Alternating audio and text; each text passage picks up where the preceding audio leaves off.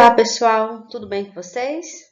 Espero que todos estejam bem, seguindo direitinho a quarentena, porque esse é o motivo da gente estar fazendo essa aula online, né? A nossa quarentena. Bom, e aí para a gente começar, eu vou fazer com vocês uma rememória aqui do conteúdo que a gente já viu, só para vocês se situarem, para a gente dar continuidade ao nosso material. Bom, começamos a disciplina falando sobre a introdução à bioquímica, a importância dessa bioquímica, o que é a bioquímica, né? É a química da vida, é a ciência que vai estudar as reações químicas e enzimáticas que vão proporcionar a vida, os conceitos básicos, aqueles mais clássicos, os fundamentos principais, sobre a importância dessa bioquímica para a produção de alimentos, para a produção de medicamentos. Nós, como agrônomos, estamos envolvidos na parte de produção de matéria-prima, de seleção desses elementos químicos que vai ser retirado de algum material que a gente vai plantar, de algo que a gente vai poder extrair ali do ambiente. Falamos também sobre as moléculas básicas da vida, que são essas principais que eu pontuei aqui, né? Os CHONSP, vocês lembram o que são CHONSP, né? Vamos puxar aí na memória: carbono, hidrogênio, oxigênio, nitrogênio, fósforo e enxofre, né? São essas moléculas básicas. Ah, Litânia, nós temos só essas moléculas que vai formar a vida, que vai formar os seres vivos? Não, essas são as principais, mas nós temos uma grande quantidade aí de moléculas aí.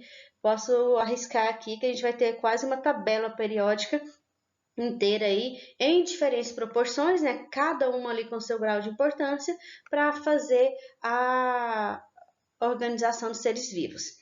Falamos também sobre os compostos, né? A água, os sais minerais, destrinchamos ali detalhadamente a molécula de água, a questão do posicionamento das moléculas de hidrogênio e oxigênio, como que elas vão fazer essa ligação entre si e as outras partículas para que ela seja considerada esse solvente universal.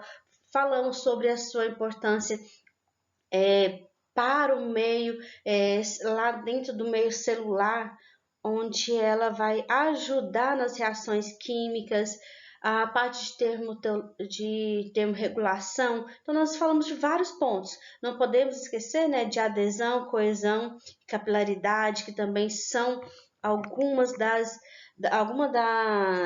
capacidades da água, né, que vai permitir ali algumas funções específicas, como por exemplo a absorção de água pelas plantas por meio ali do seu xilema, e vai distribuir essa água ali para uma árvore, por exemplo, uma sequoia, que é uma árvore muito alta. Então, a gente tem aí todos esses conceitos que nós já vimos anteriormente, tá? Então, só estou tentando lembrar vocês aquilo que a gente já viu. Os sais minerais, nós detalhamos aí os principais macronutrientes, pontuei alguns micros que também são importantes em sala de aula.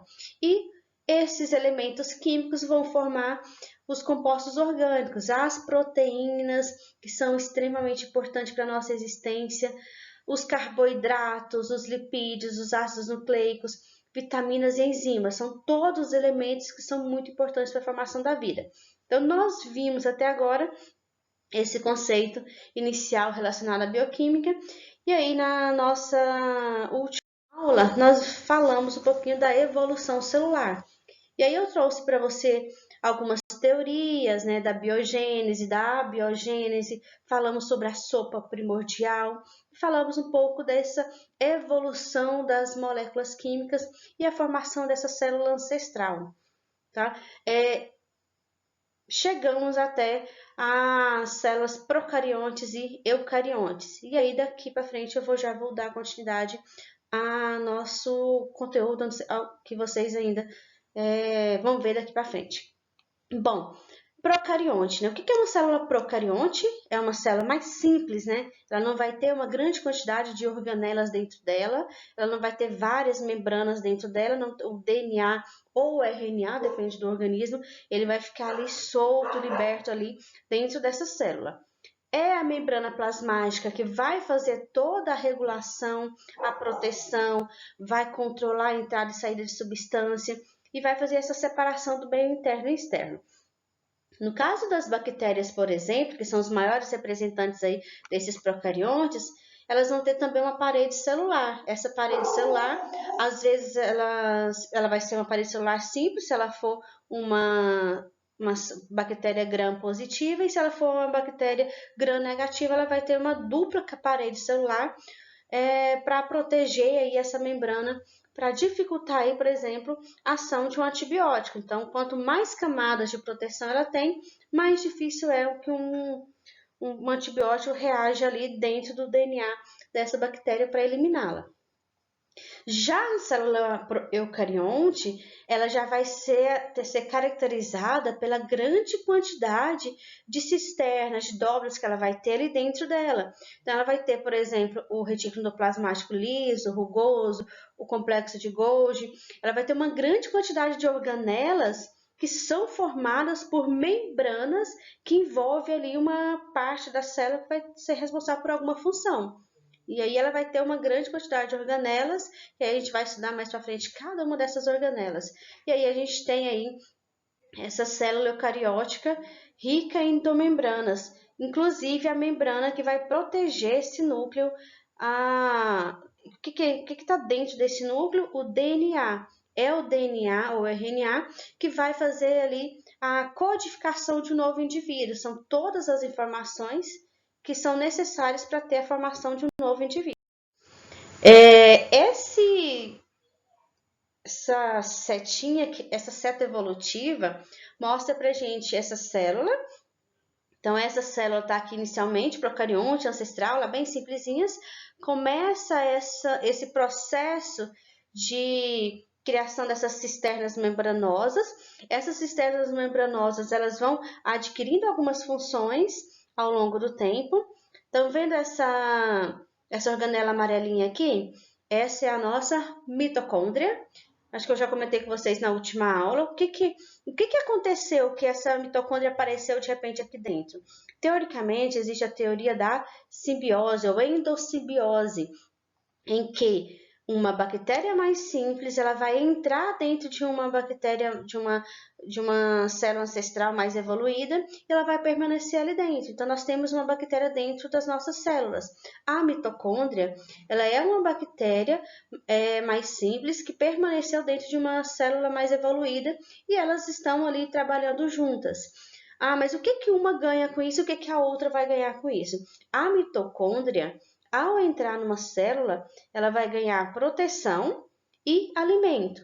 Então, a célula onde ela vai se hospedar vai oferecer para ela proteção e alimento. E o que a mitocôndria faz em contrapartida? Ela vai pegar esse alimento que ela recebe, que é a glicose, e vai quebrar ela em moléculas menores. Quando ela faz essa quebra em moléculas menores, essas moléculas vão reagir e ela vai formar a molécula de ATP. Esse ATP, que é o adenosina de trifosfato, é a energia que as nossas células utilizam para o seu processo metabólico em geral.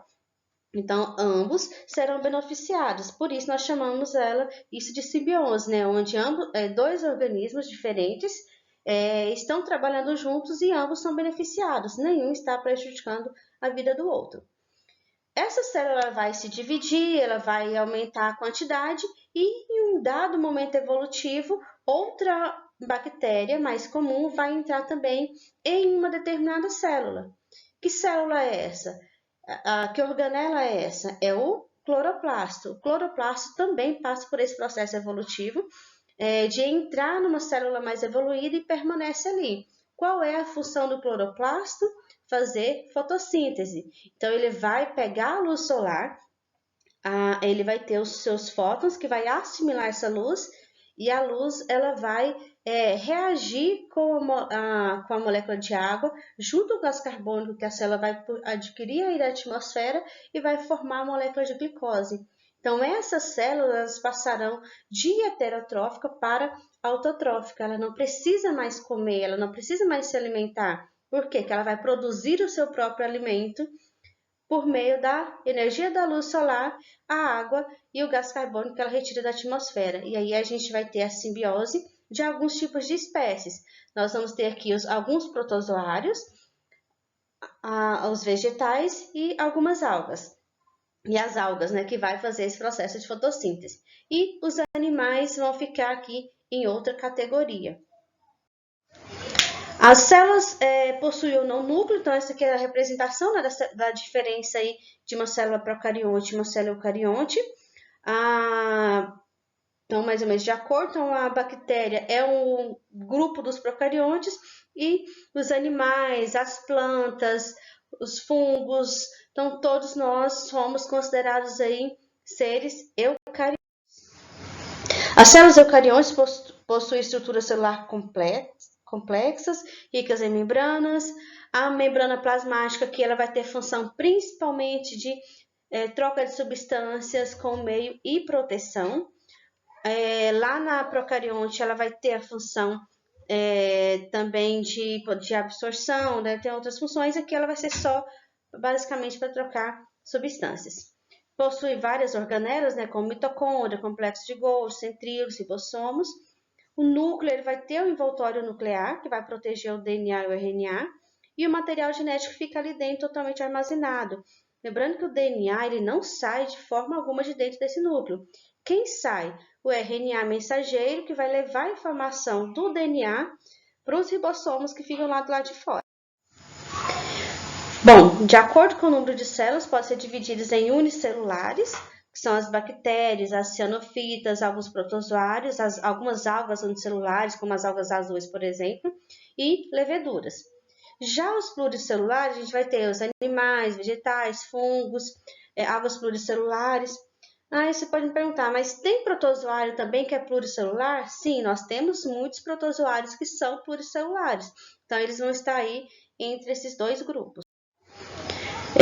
Do unicelular ao multicelular, a gente pode falar assim que nós somos uma pequena parcela dos seres vivos. A maior parte dos seres vivos existentes no nosso globo, ele é formada por seres unicelulares.